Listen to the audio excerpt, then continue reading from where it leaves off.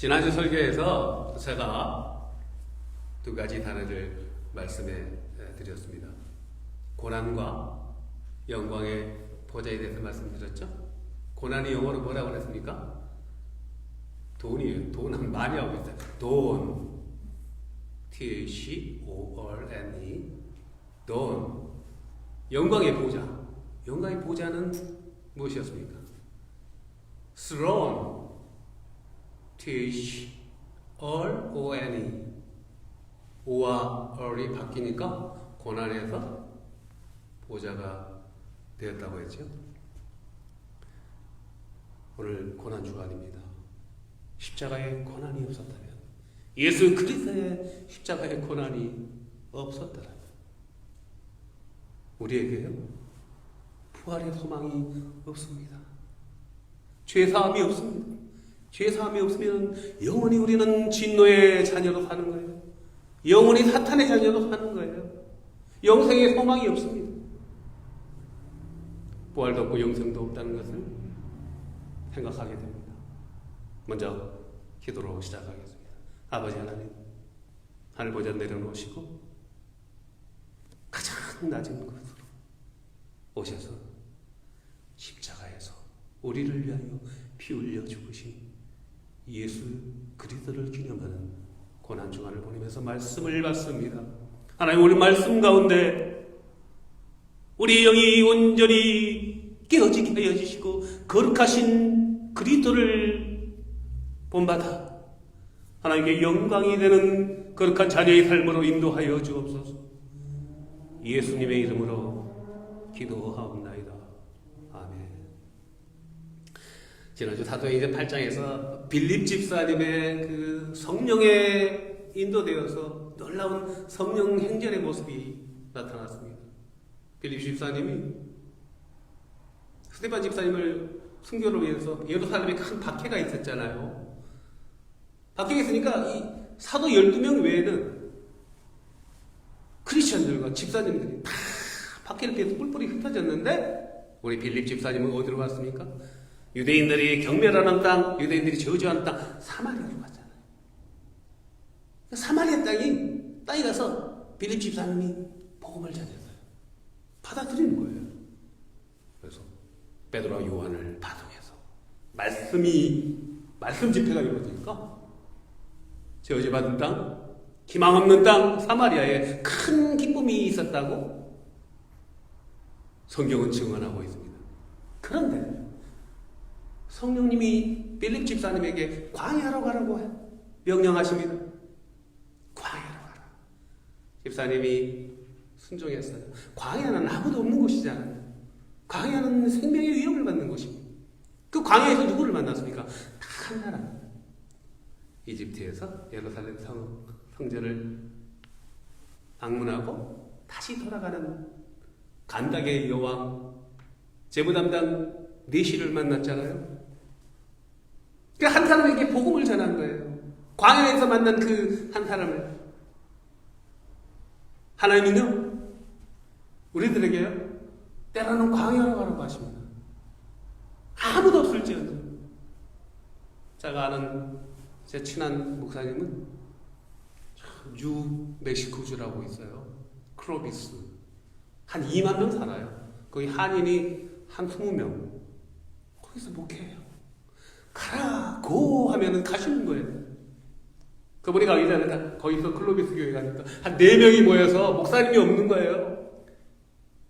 4명이 모여서 교회를 지키고 있었는데 오늘 목사님이 가시니까 한인들이 20명이 다 모이는 거예요. 그리고 4시간, 5시간까지 가가지고 또 전도해요. 거기서 주일날 오시는 거예요. 4시간, 5시간을 운전해서 예배하러 오는 놀라운 역사가 일어나는 것입니다.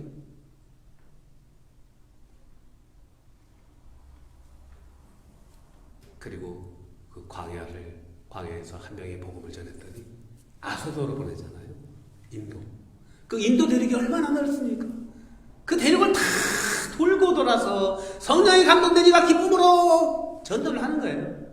그리하여 얼마나 시간이 흘렀는지 모르죠. 10년이 흘렀는지 20년이 흘렀는지 결국 예루살렘 그 지중해 해안 도시 가이샤라까지 빌립 집사님이 그 멀고도 먼 선교의 여행을 기쁨으로 감당하고 가이사랴에 다시 돌아온 역사가 있었습니다.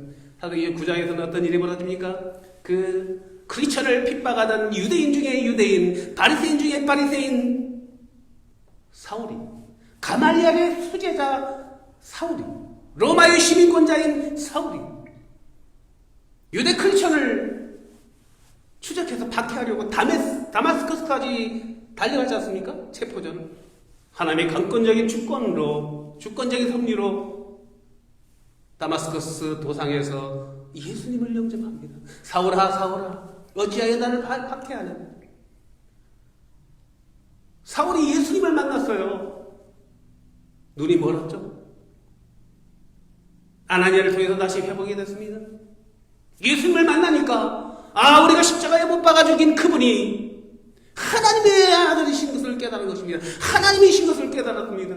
이 땅에 오신 하나님인 것을 깨달았어요. 바울이. 그래야 유대인들은요 10가구에서 15가구들만 모여있어서 회당이 있어요. 시나고그라고. 주전 586년 바벨론을 멸망하고 뿔뿔이 흩어졌지 않습니까? 어느 곳에든지 다 유대인들이 살고 있었어요. 유대인의 회당들을 쫓아다니면서 체포조가 됐던 쫓아다니는 게 아니라 이제는 복음을 전하러 유대인 회당을 가는 거예요. 거기서 우리가 박해했던 예수 그리스도가 하나님입니다. 그러니까 유대인들이 유대교의 지도자들이 보니까 이게 난리가 난 거예요. 사울을 죽이려고 하죠. 피해서 피해 다닙니다. 사울의 고향이 길리기아 다소예요. 소아시아에 있는 그것으로 피했다가 의욕시절 끝에 다시 돌아왔어요. 안디옥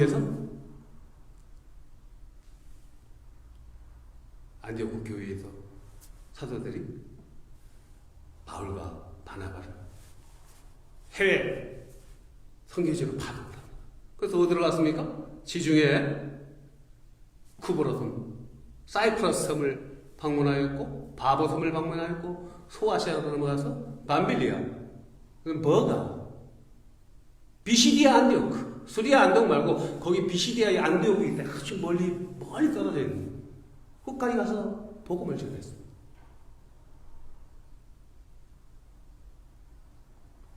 복음을 전하는 바울. 르스드라에서는요, 바울이 절름발이를 고쳐주는 기적이 일어났습니다. 사도행전 3장에서 미문 앞에서 구걸하고 있는 그 거리를, 안전뱅이 거리를 베드로와 요한이 내게 은금은 없거니와 내게 있는 예수 그리스도 이름으로 일어나 걸으라 할 때 그 안전뱅이가 일어나서 걸었던 것처럼, 그는 걸었네, 뛰었네, 찬양했네, 성전을 뛰어다니면서 하나님을 찬양했던 것처럼 바울이 되니까, 예수 그리스도의 복음을 선포하니까 루스드라에서 절름다리가 일어나는 역사가 일어나는 것입니다.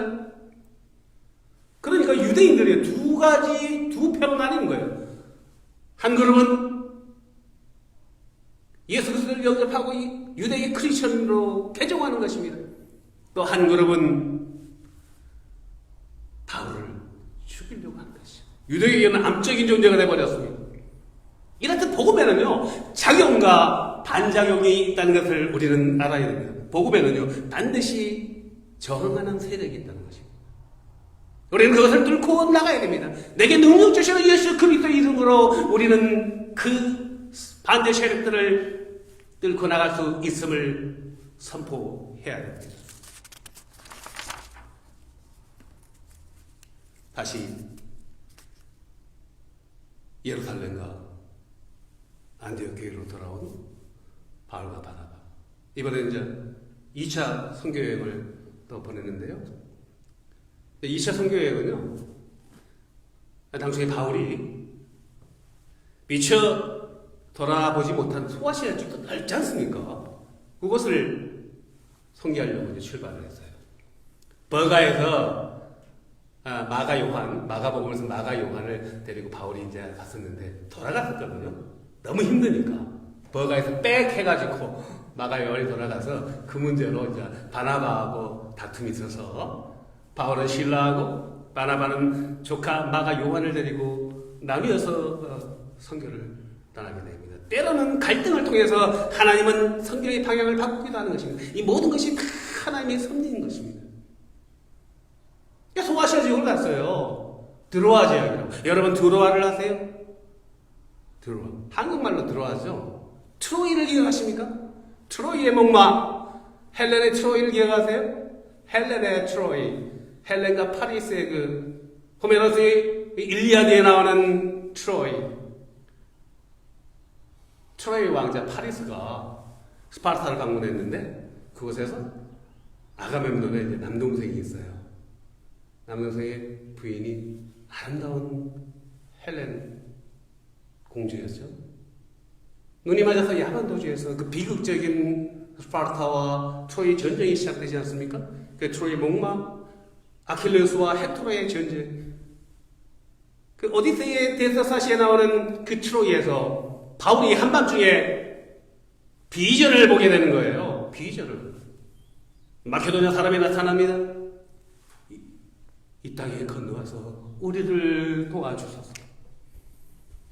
그 환상을 받은 바울이 기도했습니다. 기도했더니 성령님이 마케도냐로 가라고 인도하시는 거예요. 잠언 16장 9절에서 사람이 마음으로 계획할지라도 발걸음을 인도하시는 분 누구시라고요? 여호와 하나님이신 믿습니다. 우리는 우리가 계획하는 수많은 일들이 있어요. 그러나 결정적인 순간에, 그러나 중요한 순간에 하나님께 구하는 지혜를 가져야 할 줄로 믿습니다. 성령에게 구했더니 마케도냐로 가라는 거예요. 그래서 마케도냐로 건너갔습니다. 마케도냐에서 가장 큰 성, 첫 번째 성읍이 아니라 큰 성이라고 나와야 돼요. 대표적인 성읍이라는 얘기예요. 거기가 어디였습니까? 빌립보라는 도시였죠. 빌립보 도시에 갔는데 영한 점치는 여정이 있었어요. 바울을 쫓아다니면서 이 사람은 지극히 높은 하나님의 일꾼입니다. 라고 막 쫓아다니면서 소란을 떠니까 바울이 그 여정에 붙은 귀신을 내쫓습니다.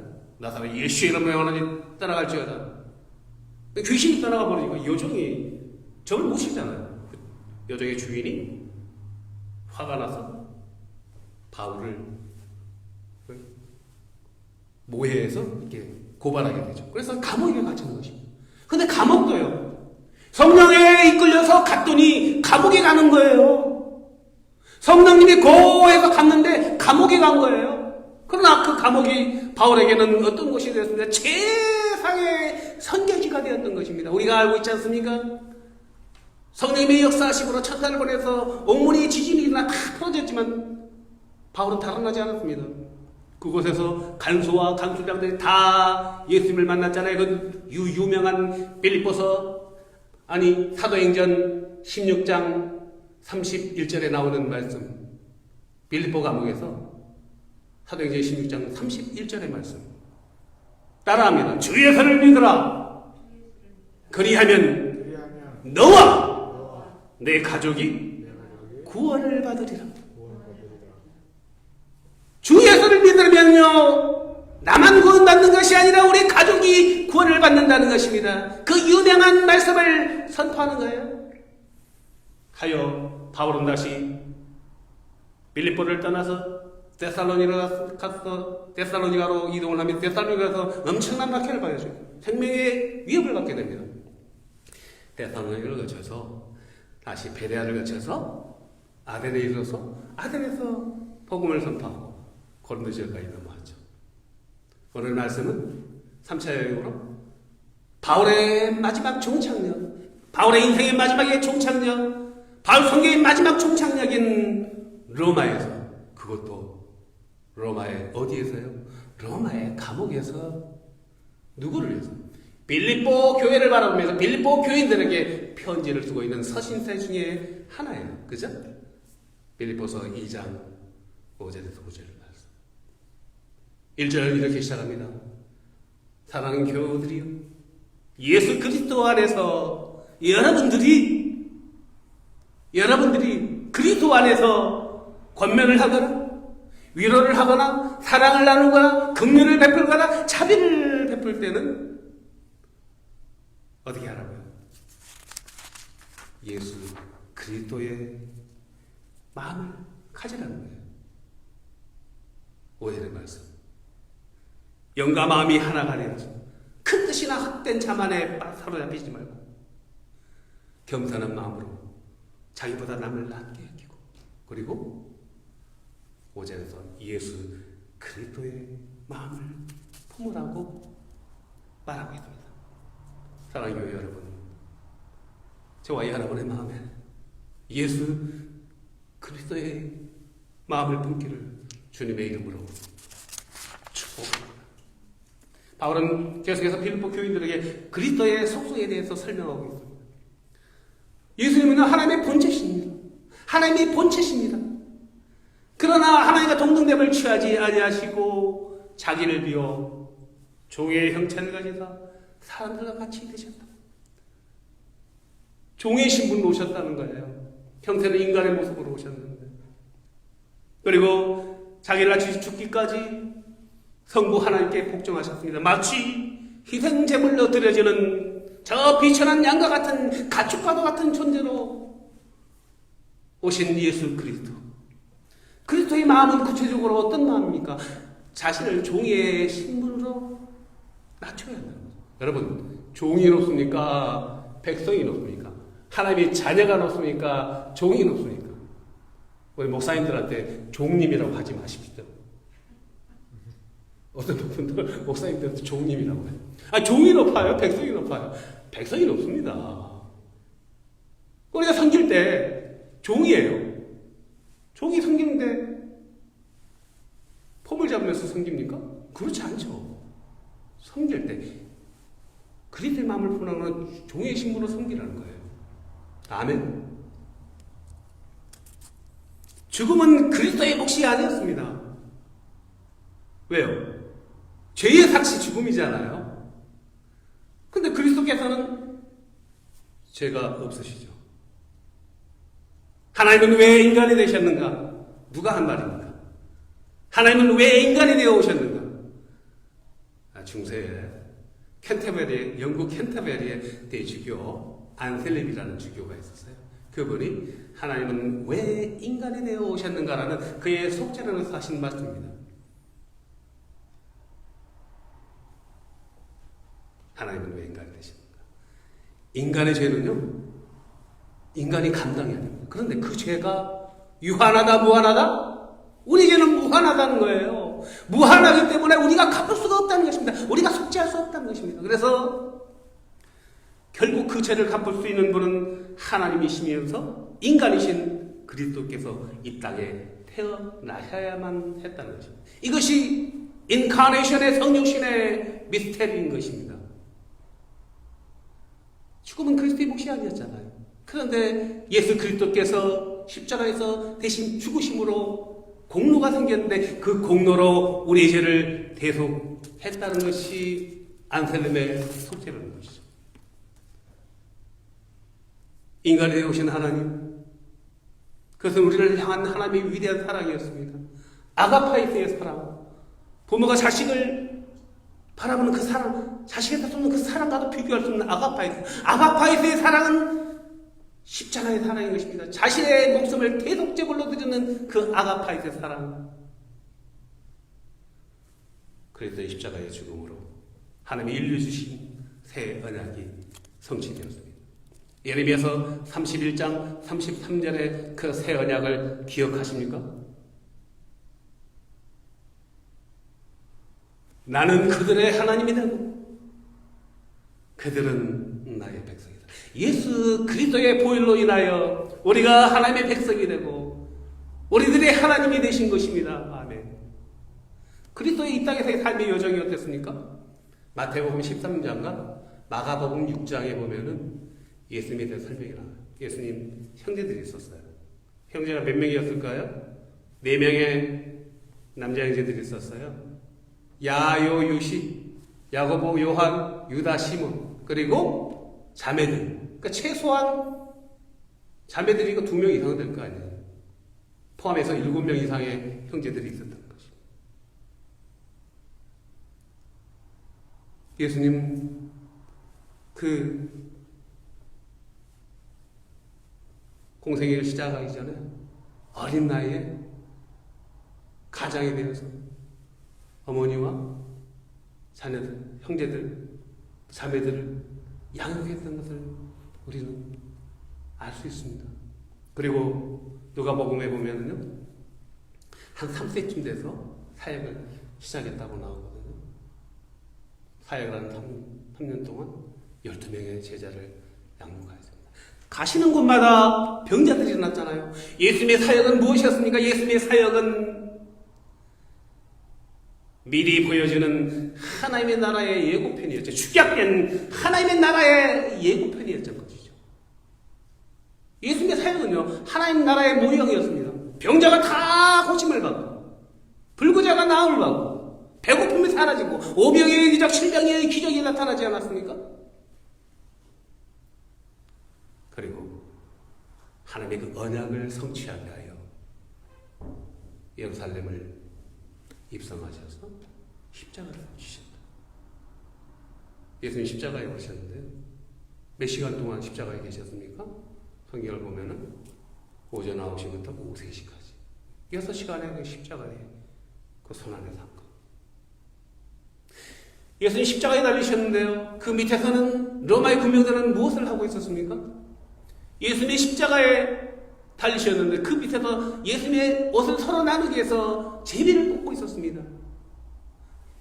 예수님은 그 고통 가운데, 십자가에서 고통 가운데 있으시면서도 그들을 향하여 하나님께 이렇게 기도했습니다. 아버지여, 저들의 죄를 용서하소서. 누가복음 23장 34절에서 아버지여, 저들의 죄를 용서하소서. 저들이 무엇을 하는지 알지 못하나이다.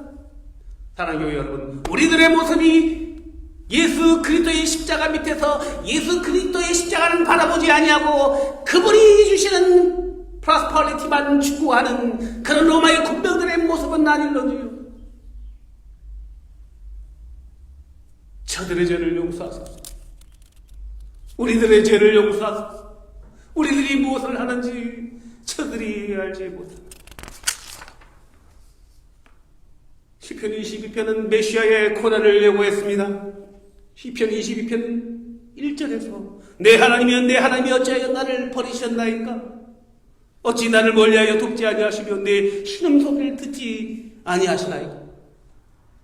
실질적으로 예수 그리스도께서는 마태복음 27장 46절 오후 3시쯤 되어서 그 고통 가운데 엘리 엘리 라마 사박다니, 엘리는 무엇입니까? 나의 하나님, 나의 하나님 어찌하여 나를 버리시나이까?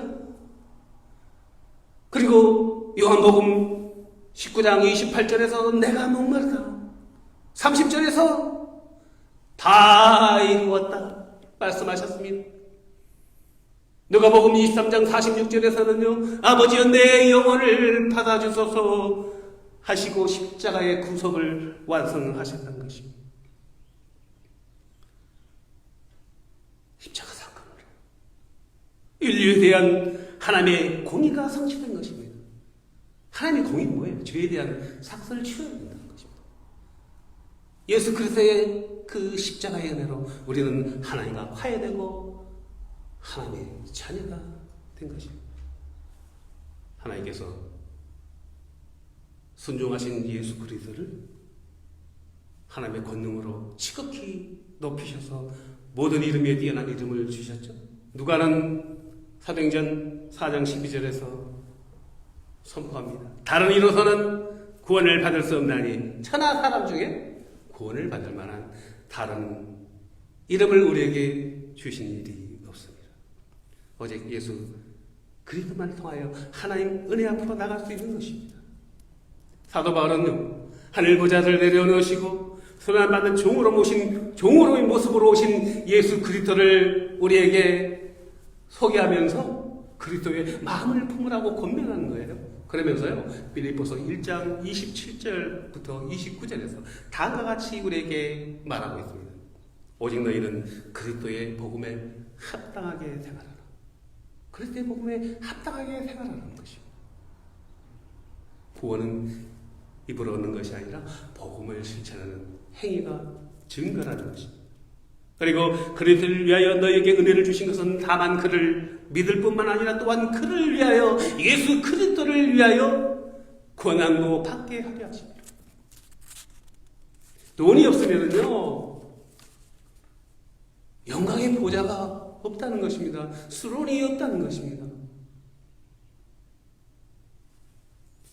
크리스천은 그리스도를 위하여 고난도 받는다고 바울은 말하고 있는 것입니다. 바울은 그리스도의 복음을 전하기 위하여 수많은 선교지를 다니면서 헤아릴 수 없는 고난을 겪었습니다. 고린도후서 11장에서 그의 고난을 자랑하지 않습니까? 40에서 하나를 감았네. 39번의 매를 맞았어요. 5번이나.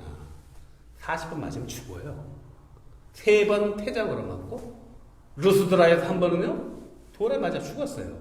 죽은 줄 알고 성밖에 버렸어요. 근데 다시 리바이브 살아난 거예요. 바울이. 일주일을 표류가 있습니다.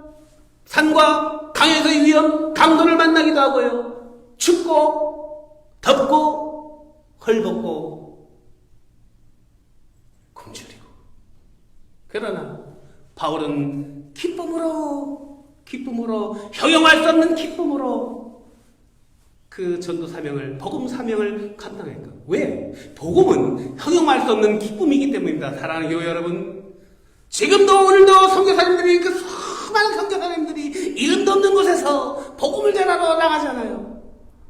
왜? Because 복음은 형용할 수 없는 즐거움이 있기 때문입니다. 기쁨이기 때문입니다. 설명이 안 되는 거예요. 오늘 주님께서 십자가의 순환을 감당하시기 위하여 예루살렘 성읍에 입성하신 종료주일입니다. 예루살렘에 몰려든 많은 사람들은 예수님이 십자가로 죽으신 줄 몰랐죠. 호산나 호산나 찬송하리로다. 우리의 왕으로 오신 메시아로 오신 그분을 찬양했습니다. 영광의 보좌만을 기대했습니다. Prosperity. 그러나 예수님은 십자가를 지셨죠. 여러분 겟세마네 기도를 기억하시죠? 여기 저희는 겟세마네 기도 성화가 있습니다. 겟세마네에서 무슨 기도를 하셨습니까? 내 아버지요, 만일 하실 만하거든 이 잔을 내게서 지나가게 하옵소서. 하실만 하거든 이 십자가의 고난의 잔을 지나가게 하소서. 그러나 나의 원대로 마옵시고 아버지의 뜻대로 하옵소서. 고난주간을 보내면서요, 우리의 의와 우리의 번영을 구하는 것이 아니라, 우리의 목적을 구하는 것이 아니라, 우리의 육신의 소욕을 구하는 것이 아니라, 예수 그리스도의 그 십자가를 기억하면서 하나님의 뜻과 하나님의 의를 구하는, 예수 그리스도의 복음을 구하는 저와 여러분의 거룩한 삶이 되시기를 주님의 이름으로 축복합니다. 기도하겠습니다.